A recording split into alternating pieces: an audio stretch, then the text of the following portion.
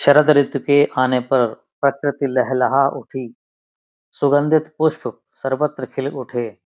ऐसे अद्भुत समय में श्री कृष्ण ने अपनी रस से सराबोर प्रेम लीला का आयोजन किया।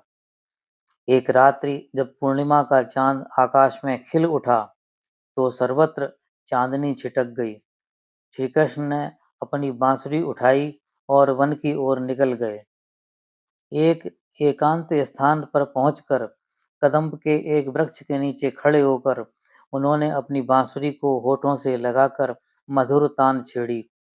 वंशी की उस मनमोहक ध्वनि को सुनकर जो गोपियां दूध दुह रही थीं, वे तत्काल उत्सुकता से दूध दुहना छोड़कर उठीं और वंशी की ध्वनि की ओर चल पड़ीं।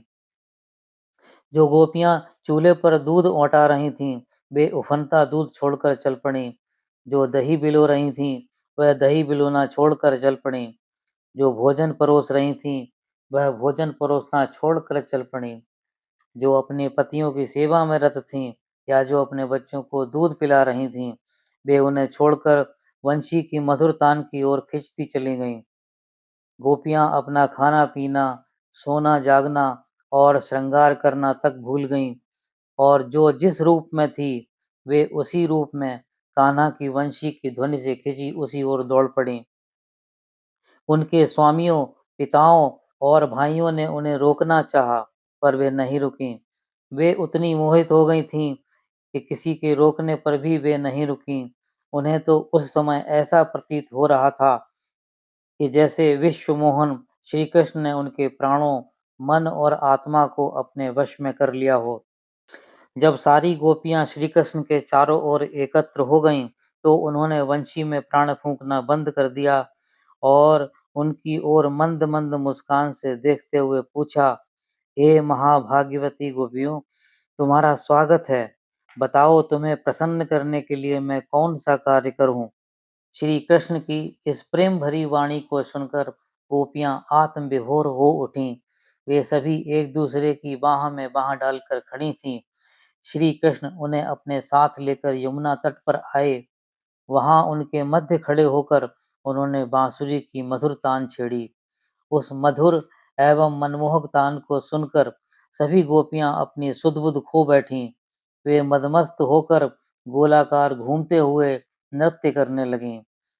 कुछ समय उपरांत उन्हें ऐसा लगा कि जैसे स्वयं श्री कृष्ण उनकी बाहों में बाहें डालकर नृत्य कर रहे हैं। वे पूरी तरह कान्हा में आत्मसात हो गई थीं। उन्हें लगने लगा कि वे स्वयं ही कृष्ण हैं और स्वयं ही उनकी प्रेयसी गोपी हैं। सर्वत्र स्वर्गिक आनंद छा गया। यह महारास कब तक चलता रहा, किसी को इसकी चिंता नहीं थी। वे सभी उन्मुक्त भाव से उस महारास की अंग बनी नृत्य किए जा रही थीं।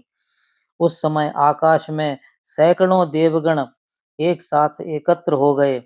वे सभी रास उत्सव के दर्शनों के लिए वहां आए थे। स्वर्ग की दिव्य दुंदुभियां स्वतः ही बज उठी थीं। स्वर्गिक पुष्पों की वर्षा वहां होने लगी। गंधर्वगण अपनी अपनी पत्नियों के साथ उस रासोत्सव में भगवान श्री कृष्ण के निर्मल यश का गान करने लगे। रास मंडल में नृत्य करती गोपियां भाव विभोर होकर यही सोच रही थीं कि वे अपने सखियों के साथ नहीं, बल्कि श्री कृष्ण के साथ ही नृत्य कर रही हैं। उनकी कलाइयों के कंगनों, पैरों की पायजेबों और करधनी के छोटे घुंघरुओं की मधुर ध्वनि वहां गूंज रही थी। वह अनोखी शोभा ऐसी प्रतीत होती थी, मानो पीली पीली दमकती हुई स्वर्ण मणियों के मध्य ज्योतिर्मयी नीलमणि चमक रही हो। गोपियों और श्री कृष्ण का यह महारासोत्सव भोर तक चलता रहा। यद्यपि गोपियों का मन अपने घर जाने का नहीं हो रहा था, पर श्री कृष्ण के समझाने पर वे सभी भारी मन से अपने अपने घर चली गईं। बोलिए वृंदावन बिहारी लाल की जय।